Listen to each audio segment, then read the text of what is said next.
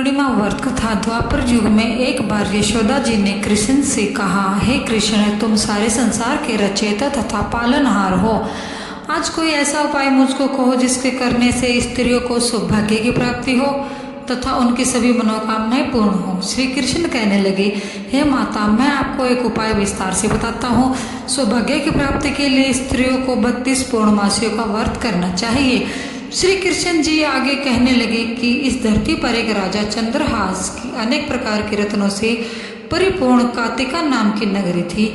वहाँ पर धनेश्वर नाम का एक ब्राह्मण था और उसकी स्त्री अति सुशील और रूपवती थी। दोनों ही इस नगरी में बड़े प्रेम के साथ रहते थे।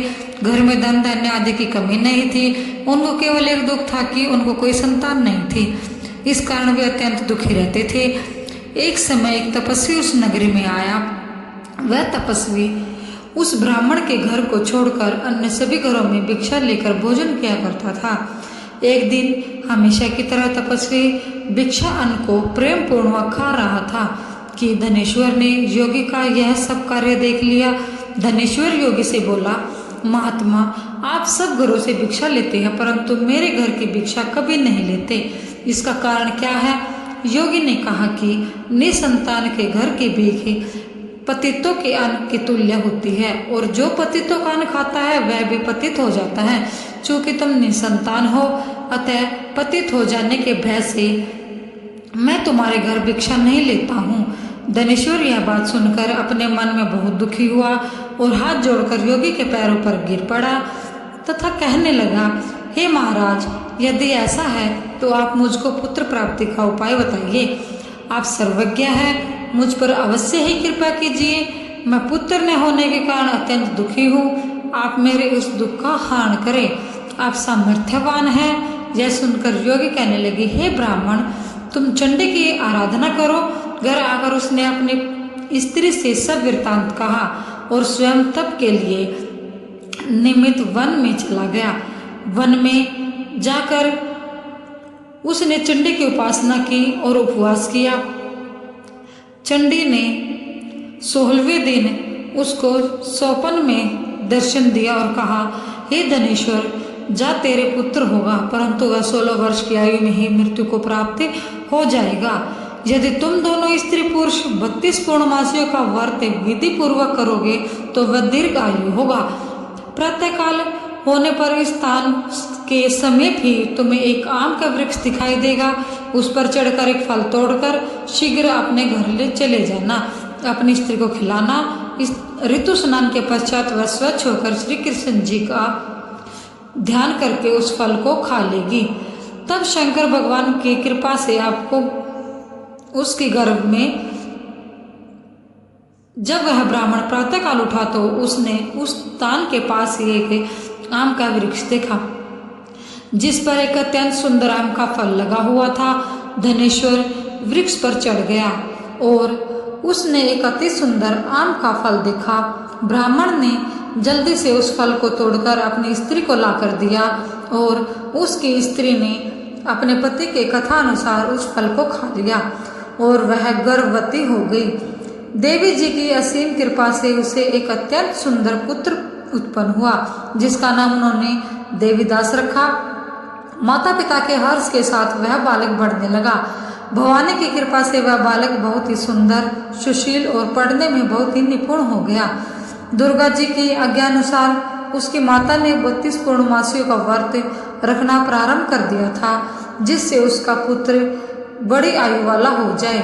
16वां वर्ष लगते ही देवीदास के माता पिता को चिंता हुई कि कहीं उनके पुत्र की इस वर्ष मृत्यु न हो जाए। इसलिए उन्होंने अपने मन में विचार किया कि यदि यह दुर्घटना उनके सामने हो गई तो वे कैसे सहन कर सकेंगे। इसलिए उन्होंने देवीदास के मामा को बुलाया और कहा कि हमारी इच्छा है कि देवीदास एक वर्ष तक काशी में जाकर विद्या अध्ययन करे, इसलिए साथ में तुम चले जाओ और 1 वर्ष के पश्चात इसको वापस लौटा लाना। सब प्रबंध करके उसके माता पिता ने काशी जाने के लिए देवीदास को एक घोड़े पर बिठाकर उसके मामा को उसके साथ भेज दिया। धनेश्वर ने सप्तनीक अपने पुत्र कि मंगल कामना तथा दीर्घायु के लिए भगवती दुर्गा की आराधना और पूर्णमासियों का व्रत करना आरंभ कर दिया। इस प्रकार बराबर 32 पूर्णमासियों का व्रत किया।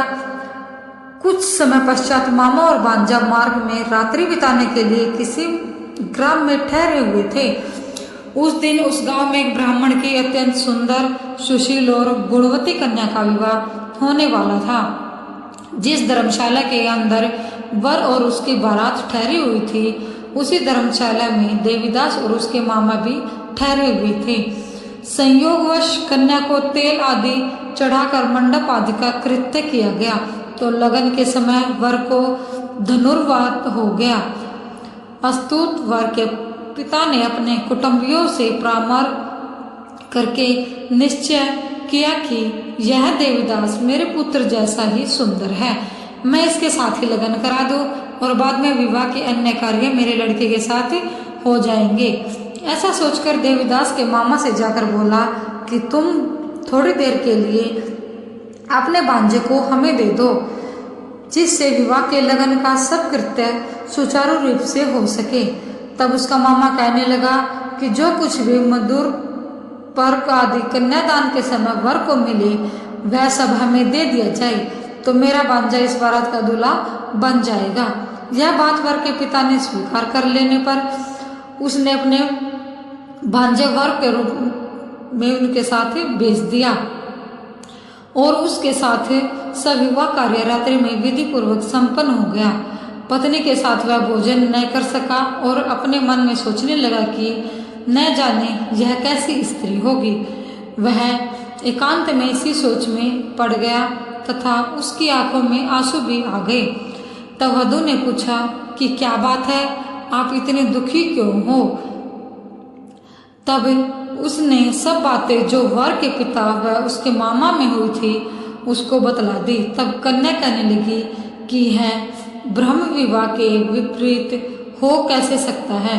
देव, ब्राह्मण और अग्नि के सामने मैंने आपको ही अपना पति बनाया है, इसलिए आप ही मेरे पति हैं, मैं आपकी ही पत्नी रहूंगी, किसी अन्य की कदापि नहीं। तब देवीदास ने कहा, ऐसा मत करिए, क्योंकि मेरी आयु बहुत थोड़ी है, मेरे पश्चात आपकी क्या गति होगी।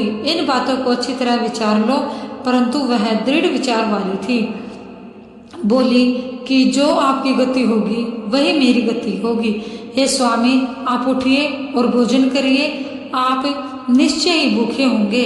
इसके बाद देवीदास और उसकी पत्नी दोनों ने भोजन किया तथा शेष रात्रि वे सोते रहे। प्रातःकाल देवीदास ने अपनी पत्नी को 3 नगों से जड़ी हुई एक अंगूठी दी, एक रुमाल दिया और बोला, हे प्रिय, इसे लो और संकेत समझकर स्थिर चित हो जाओ। यदि मैं जीवित रहा तो अवश्य वापस आऊंगा, अन्यथा समझ लेना मेरी मृत्यु हो गई है। यह समझाकर वह चला गया। प्रातःकाल होते ही वहां पर गाजे बाजे बजने लगे और जिस समय विवाह के कार्य समाप्त करने के लिए वर तथा सब बाराती मंडप में आए तो कन्या ने वर को भली बार से देखकर अपने पिता से कहा कि यह मेरा पति नहीं है, मेरा पति वही है जिसके साथ रात्रि में मेरा पाणी ग्रहण हुआ था, इसके साथ मेरा विवाह नहीं हुआ है। यदि यह वही है तो बताइए कि मैंने इसको क्या दिया। मधुपूर्वक और कन्यादान के समय जो मैंने भूषण आदि दिए थे उन्हें दिखाए तथा रात में मैंने क्या गुप्त बातें कही थी वह सब सुनाई। पिता ने उसके कथानुसार वर को बुलाया। कन्या की यह सब बातें सुनकर वह कहने लगा कि मैं कुछ नहीं जानता। इसके पश्चात लज्जित होकर वह चला गया और सारी बारात भी अपमानित होकर वहां से लौट गई। इस प्रकार देवीदास काशी चला गया। जब कुछ समय बीत गया तो काल से प्रेरित होकर एक सर्परात्रि के समय उसको डसने के लिए वहां पर आया, परंतु व्रत के प्रभाव से उसको काट न पाया, क्योंकि पहले ही उसकी माता ने 32 पूर्णिमाओं का व्रत कर रखा था। इसके बाद मध्याह्न के समय स्वयं काल वहां पर आया और उसके शरीर से उसके प्राणों को निकालने का प्रयत्न करने लगा। जिससे वह मूर्छित होकर पृथ्वी पर गिर पड़ा। भगवान की कृपा से उसी समय पार्वती जी के साथ शंकर जी भी वहां पर आ गए। उसको मूर्छित दशा में देखकर पार्वती जी ने भगवान शंकर से प्रार्थना की, हे महाराज, इस बालक की माता ने पहले 32 पूर्णिमासी का व्रत किया था, जिसके प्रभाव से इसका मृत्यु दोष कट गया। भवानी के कहने पर भक्त वत्सल्य भगवान शिव ने उसको प्राण दे दिया। इस व्रत के प्रभाव से काल को भी पीछे हटना पड़ा और देवीदास स्वस्थ होकर बैठ गया। उधर उसकी स्त्री उसकी प्रतीक्षा किया करती थी। जब 16वां वर्ष व्यतीत हो गया तो देवीदास भी अपने मामा के साथ काशी से चल दिया। इधर उसके ससुर उसको ढूंढने के लिए अपने घर से जाने वाले ही थे कि वह दोनों मामा भांजे वहां पर आ गए। उसको आया देखकर उसका ससुर बड़ी प्रसन्नता के साथ अपने घर ले आया तथा बाद में खूब धन के साथ अपनी पुत्री को उसके साथ विदा किया। श्री कृष्ण जी कहने लगे कि इस प्रकार धनेश्वर 32 पूर्णिमाओं के व्रत के प्रभाव से पुत्रवान हो गया। जो भी स्त्री इस व्रत को करती है वे जन्म जन्मांतर में वैधव्य का दुख नहीं भोगती और सदैव सौभाग्यवती रहती है। यह मेरा वचन है कि इसमें कोई संदेह नहीं है। यह व्रत पुत्र पुत्रों को देने वाला तथा संपूर्ण मनोकामना को पूर्ण करने वाला है। 32 पूर्णमासियों के व्रत करने से व्रती की सब इच्छाएं भगवान शिव जी की कृपा से पूर्ण हो जाती हैं।